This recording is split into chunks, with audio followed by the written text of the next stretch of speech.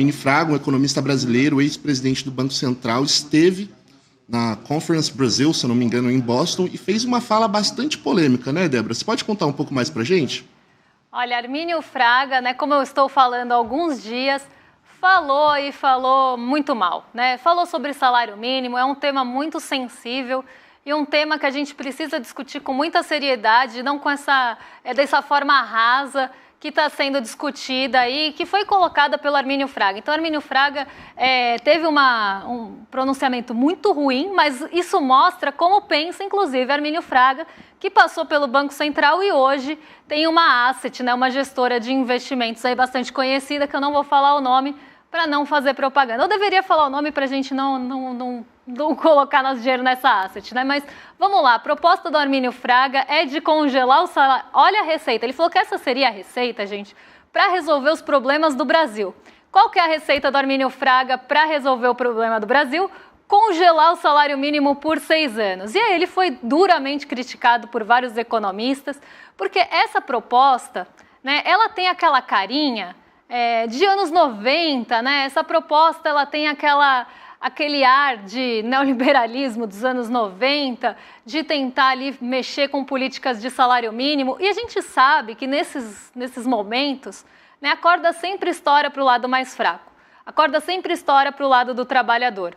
E Arminio Fraga está propondo justamente isso e está culpando o salário mínimo e os gastos, né? É aquela fórmula pronta também. Ele fala que é uma grande receita, mas para mim ele está requentando uma receita que já existe, porque ele fala de congelar salário mínimo, aí ele fala que o gasto, né, a gastança desenfreada, a trajetória da dívida pública que estão sustentando uma taxa de juros tão alta, então para a gente baixar a taxa de juros a gente tem que diminuir esses gastos, tem que congelar o salário mínimo, sempre no seu lombo, sempre no lombo do trabalhador.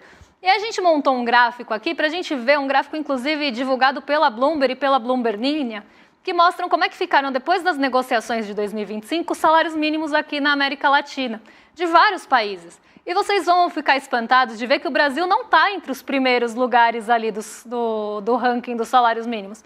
Pelo contrário, a gente está lá no final da lista. Então, a gente já tem um salário mínimo, que não é assim um salário mínimo tão expressivo, tão grande. Claro que teve reajustes e reajustes reais, mas a gente precisa lembrar de alguns pontos aqui, né? A gente tem o reajuste sendo ali agora limitado pelo arcabouço fiscal, né? Então a gente não pode ter o crescimento com a média dos PIBs anteriores, como era feito anteriormente. A gente agora fica limitado ali a um crescimento real de 2,5%, enfim, a gente já tem uma limitação do crescimento real do salário mínimo, mas para o Arminio Fraga isso é pouco. Para o Arminio Fraga você tinha que congelar, não ter ganho real, não ter atualização do salário mínimo, deixar ele congelado perdendo o poder de compra, que isso seria a solução do Brasil. E essa receita, né, a gente está aqui com o gráfico, olha aí, primeiro lugar Costa Rica, aqui está em dólares, tá? Então $725, $505 no Uruguai, terceiro Chile com $504, a gente tem o Paraguai aqui com 359 em oitavo lugar, mas aqui o que vocês estão vendo é aumento nominal, tá? Não é o aumento descontado da inflação, não é o aumento real, é quanto aumentou nominalmente sem descontar a inflação o salário mínimo nesses países em 2025. Então, a gente tem aqui alguns países com salários mínimos mais altos. Vocês sabem quanto é o salário mínimo do Brasil em dólares, considerando o dólar do começo do ano? Vamos descobrir, porque isso está lá na segunda página, porque a gente não está entre os 8 primeiros, já deu para perceber que não tem Brasil aqui. Então, é menos de $300. Então, vamos lá, 356, 341 no Panamá, na Colômbia 323, olha o Brasil aqui em 13º, a gente está acima de El Salvador, da Argentina, que está sofrendo com uma inflação grande, tem um problema cambial também bastante intenso, e de Nicarágua. Todos os outros países da América Latina aqui têm salários dolarizados maiores do que o Brasil. Mas para o Arminio Fraga é muito ganhar aí $244 no mês. Para o Arminio Fraga tem que congelar porque é isso que está causando a inflação. É isso que está pressionando os juros. Olha que absurdo, olha que discurso elitista, com cara mesmo desse discurso requentado neoliberal dos anos 90. Nem é nada novo, é algo bastante retrógrado, inclusive, né? Até brinquei aí na Taja, a receita do Fraga é indigesta e tem saborzinho de retrocesso.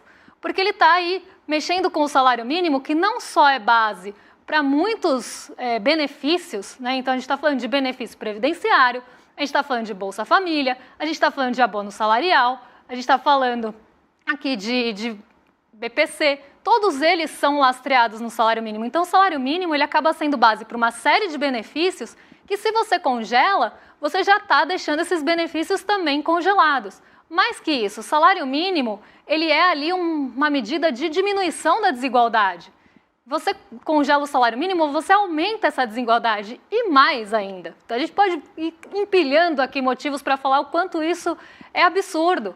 O salário mínimo, ele é um motor também ali. Quem ganha um salário mínimo ou quem tem um ganho muito próximo do salário mínimo, normalmente gasta tudo o que ganha. Se você diminui isso, se você achata, né, arrocha, neo-arrochismo aqui, não é neoliberalismo. Se você faz um arroxo ali, se você diminui esse poder de compra, você está diminuindo a demanda logo em seguida, porque é uma pessoa que gasta tudo que ganha. Você começa a diminuir a expectativa de demanda futura. É um dominó, porque se você não tem aumento ali real, essas pessoas vão perdendo poder de compra porque o preço das coisas continua aumentando.